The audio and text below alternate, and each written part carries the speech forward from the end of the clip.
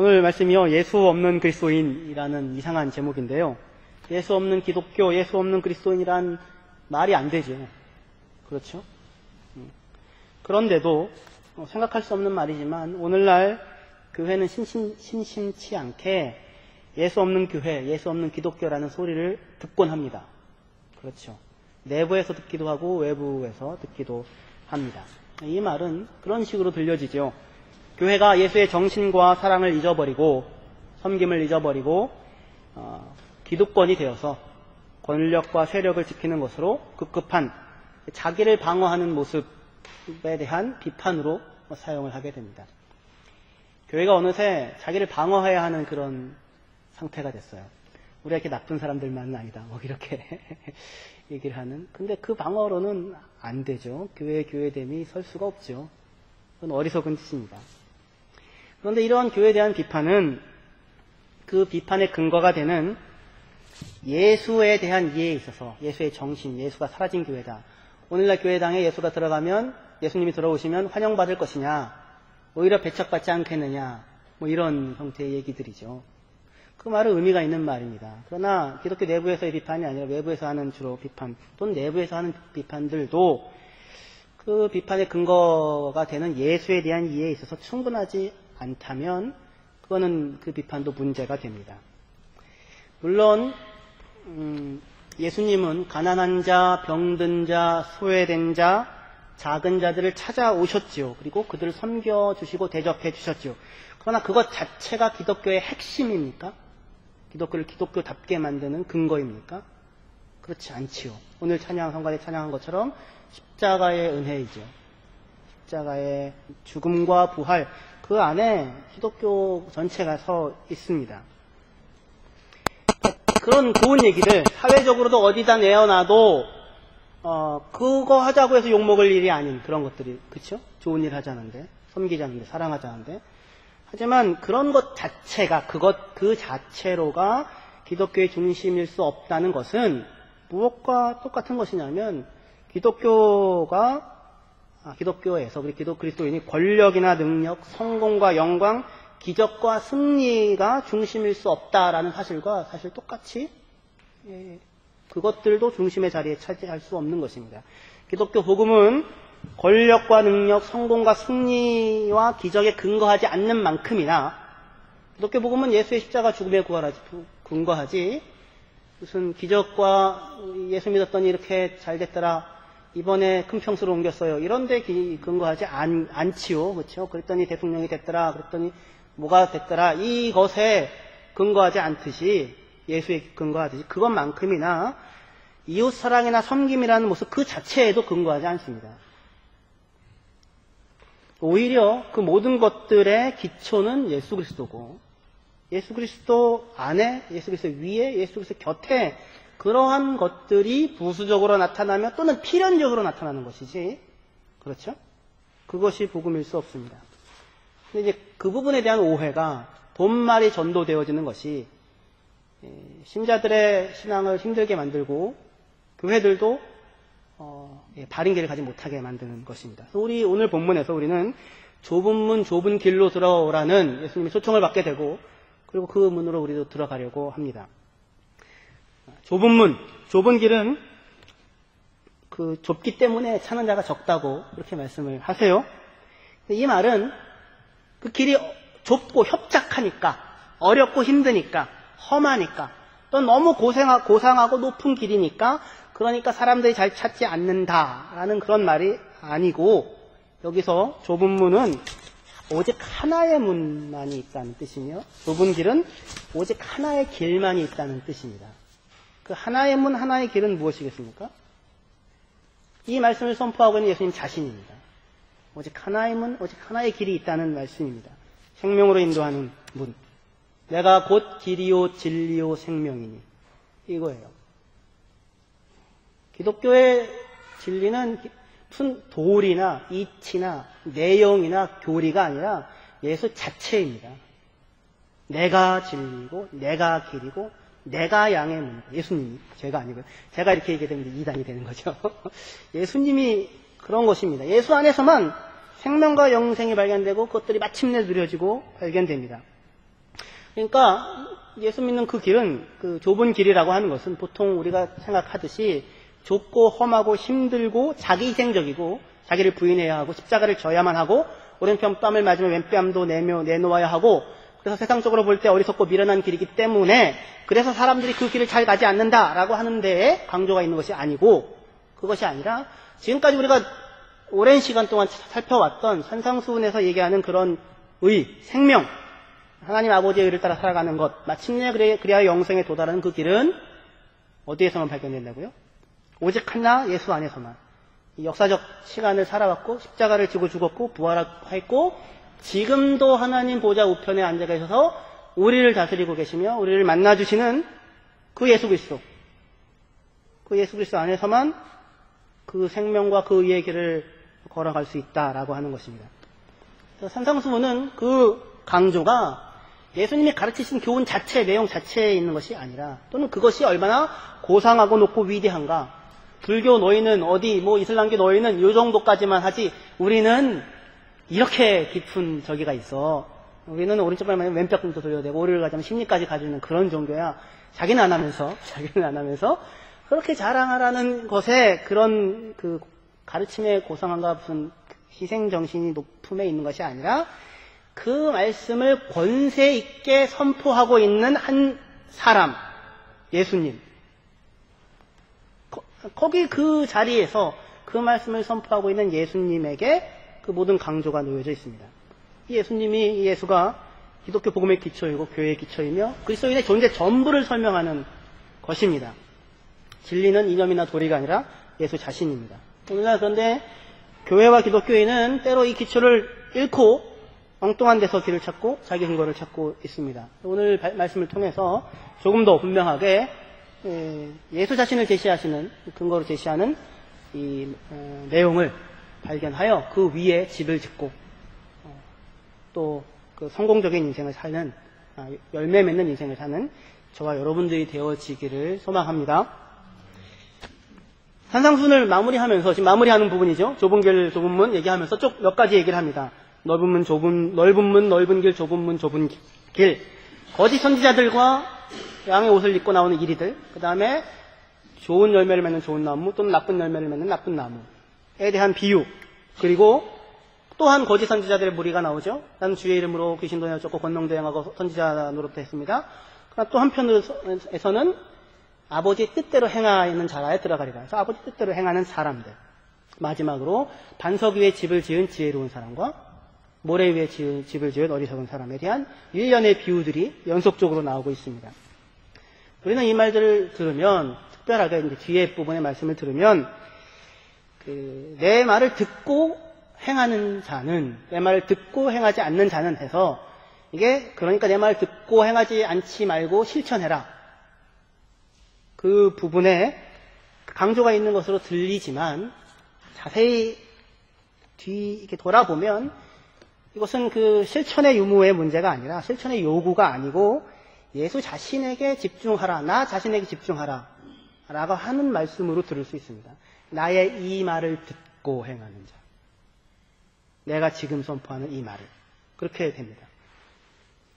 산상수훈의 요구들은 어떤 외적인 행동이나 실천에 옮기라는 그 실천에 대한 요구에 어울릴 만한 요구들이 그리 많지 않습니다. 우리 익히 보아왔던 것처럼. 그렇죠. 팔복이 우선 그렇죠. 심령이 가난하고 애통하고 마음이 청결하고 온유하고 긍휼히 여기는 것 이런 것들을 실천하자. 이게 됩니까? 그거 안 되잖아요. 그렇죠? 애초부터 시작부터 실천하자라는 구호로 할 수 없는 어떠한 내용들로 이 복이 있다라고 하는 말씀을 시작합니다. 이 사람들이 복이 있다. 사람들이 스스로 노력해서 얻어 가질 수 없는 어떤 성품, 많은 사건과 일들과 경험을 겪어야만 그 안에 생겨나는 어떤 것들, 그렇죠? 실천하자는 구호로 될 수 없는 것들로 시작이 됩니다. 외적 행동보다 그래서 산상수훈이 항상 중요하게 여기는 부분은 무엇입니까? 마음이었었죠. 마음. 그렇죠. 살인하지 말라는 말을 들었지만 마음으로 미워하면 살인하는 자다. 마음으로 음욕을 품으면 간음하는 자다. 그렇게 말씀을 하여서 마음의 문제를 건드리고 있습니다. 그 마음의 문제를 건드리는 이유는 그렇게 건드려서 누구에게 다가가게 하기 위함입니까? 그 말씀을 선포하시는 지금 예수님에게 사람들을 이끌어가기 위한 그런 포석을 하고 계시는 것입니다. 마음으로 형제를 미워하고 경멸했느냐가 근본이다. 그래서 겉으로 드러나는 모든 것은 결국 마음에서 출발하는 것이니 마음이 변하지 않는다면 한두 번 나쁜 일을 포기하든지 한두 번 좋은 일을 할 뿐 별 변화가 일어나는 것은 아니다. 모든 것이 마음에서 나온다라고 그렇게 시작을 하는 것입니다. 그리고 이것을 분명하게 하기 위해서 예수님께서 등장시키신 역할을 하는 인물이 외식하는 바리새인들이었죠. 겉을 꾸미는 사람들이었습니다. 겉만 꾸미면 된다라고 생각을 합니다.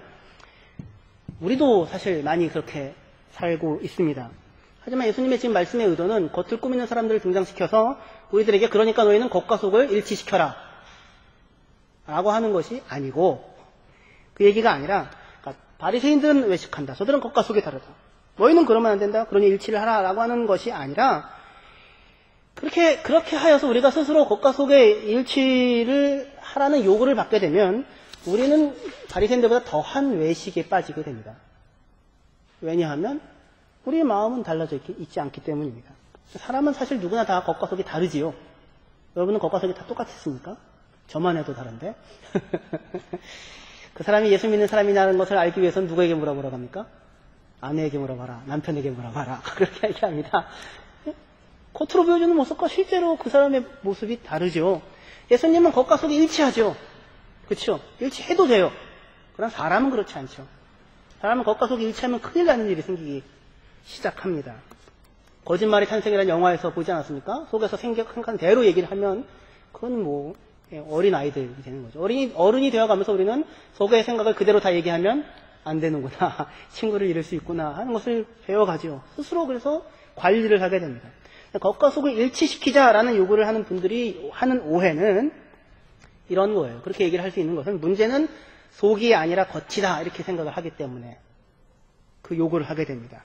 우리의 속은 착하고 우리의 손은 선하고 우리의 손은 자비롭고 넉넉하고 대범하고 성실한데 다만 겉으로 드러나는 모습이 부족하니까 우리가 노력해서 우리의 겉을, 우리의 말을, 우리의 행동을 속과 일치시키면 된다. 이렇게 지금 얘기를 하는 것입니다. 그게 말이 됩니까? 그렇지 않다고요. 우리 예수님이 그래서 건드리는 것입니다. 속을 이렇게 뒤집어 놓는 것이죠. 여자를 보고 음욕을 품는 자 간음했다. 거기에 속이죠. 여자를 보고 음욕을 품고 형제를 보고 멸시를 하고 나는 너무너무 착한데 남들이 그런 나를 다 이용해 먹는다고 분노하고 그게 우리 속이죠. 그게. 근데 다른 사람들 앞에서는 또 그렇게 얘기하지 않고 넉넉한 모습을 보이게 되죠. 분노 속에 있으면서. 이런 속과 우리의 겉을 일치시키게 되면 당장에 강간범이 되고 살인범이 되고 도둑놈이 되고 자기만 의롭다고 믿고 남을 멸시하는 교만한 사람이 되게 될 것입니다. 그렇죠? 그래서 예수님께서 외식을 다루는 이유는 겉의 행동을 속에 일치시켜 선하게 가져라가 아니고 결국은 마음이 문제인데 결국은 속이 변화해야 하는데 속의 마음이 악독한 것이 가득한데 어떻게 선한 것이 나올 수 있겠는가 라고 하면서 이렇게 우리 자신을 있는 그대로의 모습으로 바라볼 수 있도록 이렇게 세워주시는 것입니다. 그래서 이 마지막에 우리 산상수훈의 결론에서 그렇게 해놓으시고 나서 얼마나 일을 많이 했느냐, 얼마나 집을 크게 지었느냐, 얼마나 열심히 했느냐, 얼마나 많은 장식을 나무에다가 달아 걸었느냐가 아니라 좋은 열매를 맺는 좋은 나무여야 한다라고 하는 형태로 결론을 주시고 계세요. 무슨 얘기냐면 좋은 열매를 맺자, 크고 좋은 열매를 많이 맺자의 강조가 있는 것이 아니고 예수님의 지금 이 말씀은 겉으로 드러나는 것은 마음으로부터 나오니까 그러니까 열매를 보면 그 나무를 알게 되는데 나무가 좋으면 거기서 좋은 열매가 나오고 나무가 나쁘면 거기서 나쁜 나무가 나온다라고 하는 그 단순한 사실 앞에 당신들은 그런데 만들어내는 열매가 무슨 열매냐 이렇게 묻는 것이에요. 어떻습니까? 여러분들은 좋은 열매를 맺고 계십니까? 근데 좋은 열매를 맺지 아니하면 어떻게 된다고 합니까? 불에 던지어진다고 하는데요. 그게 문제가 됩니다. 그러나 예수님이 지금 말씀은 너희들은 다 그러니까 위선자고 그러니까 너희는 다 지옥불에 던지어질 사람이다 라고 얘기를 하시려고 하시는 것이 아니라 예수님이 잘 아시는 사람에 대한 진단이잖아요. 그러니까 근본적인 하나의 해결책을 제시해 주려고 하시는 것인데 그것은 그 말씀입니다. 좋은 나무는 좋은 열매를 맺는다. 이런 형태라는 것입니다. 포도나무는 포도나무 열매를 맺지요. 근데 포도나무가 아닌 나무에 포도가 달려 있으면 그것은 열매를 맺는 것이 아니라 누가 따다가 걸어 놓은 것이죠. 그렇게 따다가 걸어 놓았던 사람들이 거짓 선지자들이었고 외식하는 자들이었고 양의 옷을 탈을 뒤집어 쓴 일이었었고 주님을 만난 적도 없고 알지도 못하는데 주님의 일을 한다고 했었던 사람들이었었습니다. 바리새인들도 쫓아갔던 길이었고 서기관과 바리새인들의 의였었습니다. 그런데 예수님의 지금 말씀은 복이 있는 사람은 예수 믿는 신자들은 열매를 맺는 나무와 같은 형태로 신앙생활을 하는 것이지 양의 옷을 입고 양짓하는 형태로 신앙생활을 하는 것이 아니다. 무슨 얘기인지 이게 한참 돌아보면 제자리로 갈 수 있을 터인데 그 표현을 지금 마지막에 하시는 것입니다. 신앙이라고 하는 것이 양의 옷을 입고 양 노릇하는 것이 아니라 그것과 대비되는 한 모습이 있는데 열매를 맺는 나무라는 그런 그림입니다. 우리에게 그래서 요구되어지는 것이 양짓을 열심히 하자 열매를 맺자가 아니라 또는 그런 나무가 되자도 아니고 좋은 나무는 좋은 열매를 맺는다. 그리스도인은 그리스도를 닮는다. 하나님의 자녀는 하나님 아버지를 닮는다. 예수를 만난 사람은 예수님처럼 산다. 그리하여 지금 여기서 이 산상순을 선포하고 있는 나의 말씀을 듣고 그 말 속에서 나를 만난 사람은 좋은 나무가 좋은 열매를 맺는 지극히 당연한 자연적인 자연현상처럼 좋은 열매를 맺게 되어진다. 그러나 나를 만나지 못한 경험이 없었던 사람들은 스스로 자기 자신 안에서 열매를 만들어내려고 하게 되어지니 그런데 안에 선한 것은 없고 겉에 열매는 달고 싶고 달아야 하고 달라는 요구를 받게 되고 그러니 일이이지만 양의 털을 쓰고 양짓을 하는 어리석은 그 삶을 살게 되고 그러다가 버거우면 다른 사람들 비판하는 형태로 가게 된다라고 하는 그런 말씀입니다. 그러니까 다시 얘기하여 누구를 만나라고요? 나를 만나라 이것입니다. 나를 만나라. 산상순을 지금 선포하고 있는 나를 만나라 이것입니다. 산상순의 말씀은 그 액면 그대로 행하라고 하면 너무 힘든 말씀이지만 예수님께서 내게 그렇게 해주셨다라고 하는 것으로 들으면 그것은 엄청난 은혜가 됩니다. 무슨 얘기인지 아시겠죠? 오른쪽 뺨을 맺으면 왼뺨을 돌려대라는 얘기를 나보고 하라는 요구로 들으면 그게 열매야. 그러니까 그걸 맺어. 너 그거 안 나오지? 너는 아니야. 그렇게 들으면 그건 참으로 고통스러운 일이 되지만 그게 아니라 오른쪽 뺨을 때리는 나에 대하여 왼뺨을 돌려대며 나를 긍휼히 여기시는 예수님. 그게 예수님께서 내가 당신들에게 하고 있는 일이고 햇빛과 비를 선인과 악인에게 주고 하나님을 아는 자와 모르는 자들에게도 주는 존재로서 내가 당신들 앞에 와 있다. 그 나를 좀 알아먹어라. 만나라라고 하는 소리로 들으면 그것은 힘겨운 요구가 아니게 되고 그리고 그 요구가 아닌 은혜를 입은 사람의 자리에 서게 되면 그러면 그 이후에 그 내게 힘들었던 요구로 보여줬던 것들은 다른 색깔을 띠게 되어지는 것입니다. 그게 좋은 나무입니다.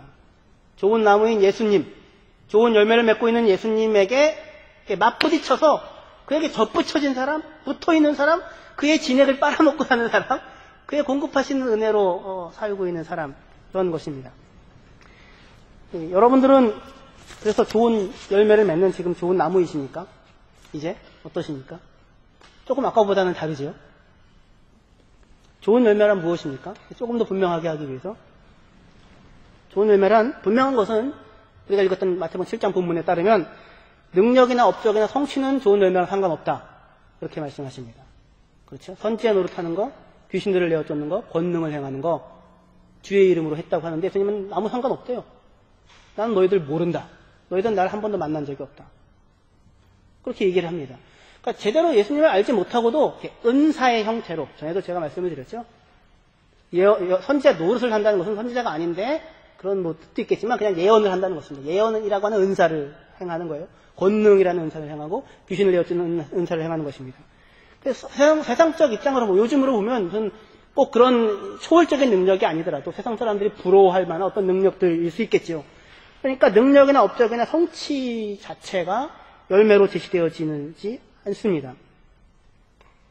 그건 좋은 열매가 아니랍니다. 그럼 뭐가 좋은 열매냐? 좋은 열매는 우리가 지금까지 살펴봤던 것처럼 무엇이 좋은 열매입니까? 예수님 만나서 그래서요. 우리가 지난주에 했던 설교로 따지면 뭡니까?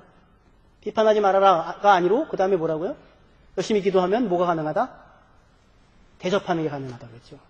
우리가 대접받고자 하는 대로 남을 대접하는 것. 이건 대단한 것입니다. 대접받고자 하는 대로를 알 수 있는 것. 누군가가. 그 경지는 정말 부모의 경지, 하나님의 경지가 돼야지 될 것 같은데 지금 그것입니다. 비판하는 의로움이 아니라 대접해주는 의로움. 그것이 열매입니다. 그 대접해주는 의로움은 아버지가 부모 노릇해주는 것이라 그랬죠. 같이 짐져주는 것. 지난주에 기억나십니까? 잠수교수이가 5m입니다. 7m입니다. 아무 소용이 없죠. 차라리 같이 붙잡고 도망가주는 게 낫죠. 그게 대접이라고 썼습니다. 하나님께서 우리에게 해주시는 것이 그것이고요. 그 대접을 받은 사람들이 그 열매를 맺는다라는 것입니다. 사람에 대한 존중과 사랑과 대접 그리고 함께 살아가는 것이 우리가 계속해서 지금 산상수훈에서 봐왔던 것이었습니다. 함께 살아가는 것, 의인과 죄인과 선인과 악인과 오른편 뺨을 때리는 사람과 함께 살아가는 것. 그러니 결국 좋은 열매는 사랑이고 성령의 9가지 열매랑 똑같은 거죠. 사랑과 기쁨과 평화, 화목과 자비와 착함과 온유와 오래 참음과 충성과 절제 이런 것들이 야말로 열매들입니다. 좋은 열매는 비판이 아니라 대접하는 것이고 사람을 사람 대접해주는 것입니다. 1만 달란트 빚진 자의 비유에서 가장 중요하게 우리가 볼 수 있는 내용은 무엇이냐면 그 엄청난 빚을 진 사람임에도 불구하고 주인은 그의 빚을 탕감해 줍니다. 무슨 얘기입니까? 그 1만 달란트 빚보다 누가 더 중요하다고요? 그 사람 하나가 더 중요한 것입니다. 하나님에게 있어서. 하나님이 그를 사람 대접해 주십니다. 우리에게 그렇게 해주시죠. 그 좋은 열매, 팔복의 내용이죠. 마음이 가난하고 애통하고 온유하고 긍휼하고 화목하고 마음이 청결하고 의를 위해 핍박을 받고 다 한 내용들로 통하는 것입니다. 이런 열매들이 여러분들 삶 가운데 있으십니까? 진통이 있으십니까? 진통이 있어야 됩니다. 그 좋은 열매는 좋은 나무를 맺는다고 하는데 아무 고통 없이 가만히 있어도 그냥 뿅 하고 열매가 맺혀집니까? 봄을 지나고 여름을 지나고 겨울을 지나고 이 눈보라 비를 맞으며 나이트를 늘리고 힘을 키우고 그렇죠? 그렇게 해서 열매가 맺혀지는 것입니다. 아무것도 안 하고 고통 없이도 다 된다는 뜻이 아니고 그렇죠? 그것은 그것의 자연스러운 결과로 맺혀진다는 강조에서 나무가 있는 것인데 진통이 있다면 여러분들이 이 열매를 맺고 있다면 여러분들은 좋은 나무입니다. 어떻게 좋은 나무이십니까? 이 나무는 어떻게 맺혀진다고요? 아까도 말씀드렸지만 한 길이 딱 유일한 길 오직 한 길 하나 있습니다. 무슨 길입니까? 예수님을 만나는 길입니다. 예수님을 만나야 합니다. 본문 7장의 강조는 그래서 모든 강조는 예수를 만나 그를 알고 그를 주로 모시고 주여 주여 주님 그와 함께 살아가는 그 삶에 대한 강조로 모여지고 있습니다. 예수를 좋은 나무, 좋은 열매를 맺는 좋은 나무인 예수님을 만나서 그의 은혜와 용서와 사랑과 긍휼과 오래 참음과 믿어줌과 덮어줌과 새롭게 함을 경험한 사람, 경험하고 있는 사람. 그래서 예수님에게 은혜를, 진액을 공급받고 있는 사람, 좋은 나무에 붙어 있는 사람, 그런 사람으로서 좋은 나무를 맺게 되는 것입니다. 1만 달란트 용서를 받았는데 나가서 100대 내려온 빚진 자에게 너 갚어! 라고 하는 건 말이 안 되지 않느냐. 그건 있을 수 없는 일이 아니냐. 이런 형태인 거예요. 무슨 이야기인지 아시겠죠? 100대 내려온 빚진 자 용서해줘. 그게 아니고 너 1만 달란트 내가 너 용서해주지 않았어. 내가 너 사람 대접해주지 않았어. 저거 돈 겨우 얼마 때문에 그 돈 얼마 때문에 사람 대접 못 받고 그 추운 곳에서 이렇게 웅크리고 있고 자기 자식들이 팔려나가고 그런 비참한 경험을 하게 안 하고 내가 너 대접해줬잖아. 네가 가서 어떡해. 그런 형태의 말씀인 것입니다. 그래서 이 좋은 열매, 오직 예수와의 만남과 관계 맺음을 통해서만 맺혀지는 그 길, 그것이 좁은 길이고 유일한 길입니다. 근데 오늘날 저도 그렇고 교회가 예수와의 만남, 예수로 맺어지는 열매에 대한 강조를 많이 잃어버린 것 같습니다. 간증 집회를 보면 이런 거죠. 내가 이렇게 기막힌 상황에 있었는데 기도했더니 하나님이 건져주셔서 이렇게 큰 복을 받았다. 이렇게 되죠. 예? 거기에 예수님이 있습니까? 예수가 있습니까? 있지요. 그분이 거짓말하고 다니는 겁니까? 아니지요. 진짜를 얘기하는 그분 감격이 있으니까 그 간증을 하고 다니는 것입니다. 그런데 그분은 거기서 누구를 만났어요? 그 간증을 하면서? 예수를 만났죠. 자기를 기가 막힌 운동에서 건져주시고 더 복되게 하시고 더 높은 곳에 세우시는 하나님의 능하심과 나를 향한 사랑을 경험했죠. 감격스럽죠. 예수를 만났죠. 이 죄인인, 이 쓸모없는, 아무도 돌아보지 않는 그런 나를 찾아와 대신 짐져주시고 사랑한다고 말해주시고. 그런데 그 간증을 듣는 사람들은 뭘로 듣습니까? 거기서 예수를 만나는 게 아니라 야 저렇게 했더니 복 받는구나. 그거를 듣게 되는 것이죠. 기적을 보게 됩니다. 예수를 만나는 것이 아니라. 베드로를 예수님께서 제자로 부를 때 마태복음에는 그 얘기가 없지만 누가복음 5장에는 그 얘기가 나오는데 깊은 데로 가서 그물을 던지라 하죠. 깊은 곳에서 그물을 던집니다. 어떻게 됩니까? 그물이 찢어질 만큼 고기가 많이 잡힙니다. 기적을 경험합니다. 베드로의 간증이 여기서 끝납니까? 여기서 끝나지 않고 베드로가 이렇게 얘기하죠. 나는 죄인입니다. 그런데 어찌 나에게 이렇게 큰 은혜를 베풀고 내게 찾아오셨습니까? 하필이면 왜 내 배를 사용하셔서 말씀을 전하셨습니까? 하필이면 왜 내게 이 기적을 경험하게 하십니까? 나는 죄인인데요. 그 예수 그리스도를 자기 배에 타서 끊임없이 사람들에게 말씀을 하고 계시는 그 옆에 이렇게 앉아가지고 얼마나 불편할지 상상을 못하겠는데, 그런데 그 자기를 대접하시는 예수님을 만지는 예수님을 만난 거예요. 그리고는 나는 죄인입니다. 날 떠나십시오 얘기합니다. 근데 예수님은 아니다. 넌 나를 따라오너라. 내가 너를 사람을 낳는 어부가 되게 하겠다. 라고 하는 엄청난 말씀으로, 약속으로, 사명으로 그를 부르십니다. 베드로가 이 간증을 하고 다닐 수 있겠지요. 베드로는 나는 예수님을 만났다고 간증을 합니다. 사람들은 뭘 듣겠습니까? 엄청나게 잡았대. 깊은 데에 가서 그물을 던지니까. 깊은 데가 어디야 도대체? 그 깊은 데를 찾는 거죠. 예수를 만나야 되는 건데. 예수의 목적은 깊은 데를 던지면 그 찢어질도록 얻는다가 아니라 그 베드로를 만나주러 간 것 아닙니까? 부활하신 후에 베드로가 예수님 3번이나 부인하고 나서 예수님이 다시 한번 베드로를 찾아가죠. 그리고 오른편에 그물을 던지라고 합니다. 이번에는 요한복음에 따르면 오른편에 그물을 던졌어요. 얼마를 잡았습니까? 153마리. 모나미 볼펜에 새겨져 있죠. 153. 그러니까 그분이 그것 때문에 거기다 쓴 거예요. 주님의 기적. 그거죠. 우리 모나미가 그렇게 믿음을 가지고. 그 좋은 거죠. 하지만 베드로는 153마리를 받겠습니까? 배방하고 도망간 나를 찾아오신 예수님이죠. 숯불을 피워놓고. 요한복음에만 그래요. 숯불을 피워놓고 있는데 예수님이 잡혀받을 때 베드로가 그 숯불을 쬐면서 예수님을 3번 부인하면서 눈이 마주칩니다. 그리고 도망가죠. 슬프게 통곡하고 울죠. 예수님이 다시 찾아옵니다. 처음과 똑같이 고기를 잡게 해주시고 숯불을 피워놓고 자기들을 위하여 못 박히신 그 손으로 생선을 굽고 있습니다. 그리고 그것을 주워 먹게 합니다. 그 손은 어떤 손이었습니까? 그날 밤 다 도망갈 제자들 발을 씻어주셨던 그 손이었습니다. 베드로는 도망가는데 발 더러워질 텐데 내가 씻어준다. 내가 씻어주는 것 잊지 마라. 그래서 베드로를 찾아갑니다. 베드로의 감격은 그건 상상할 수 없는 감격이고 만남이었을 것입니다. 그렇게 예수 그리스도를 만난 베드로입니다. 그가 달라지죠. 그가 예수를 위하여 십자가에 거꾸로 매달려도 기꺼이 그 길을 가겠다라고 하는 사람이 됩니다. 아무도 베드로에게 그것을 요구하지 않았습니다. 무엇이 변화를 낳았습니까? 그 베드로를 찾아오신 예수님과의 만남이 이 변화를 낳았습니다. 여러분들은 어떻게 예수님을 만났습니까?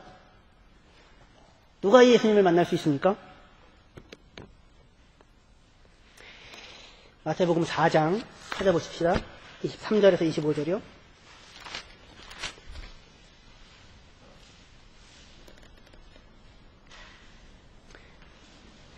누가 예수를 만났으며 예수는 누구를 만나러 갔습니까?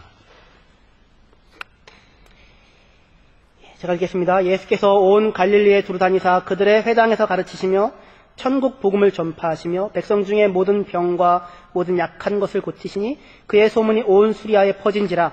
사람들이 모든 앓는 자 곧 각종 병에 걸려서 고통당하는 자, 귀신 들린 자, 간질하는 자, 중풍병자들을 데려오니 그들을 고치시더라. 갈릴리와 데가볼리와 예루살렘과 유다와 요단강 건너편에서 수많은 무리가 따르니라. 이 사람들이 예수를 만났고 예수는 이 사람들을 지금 만나주고 계십니다.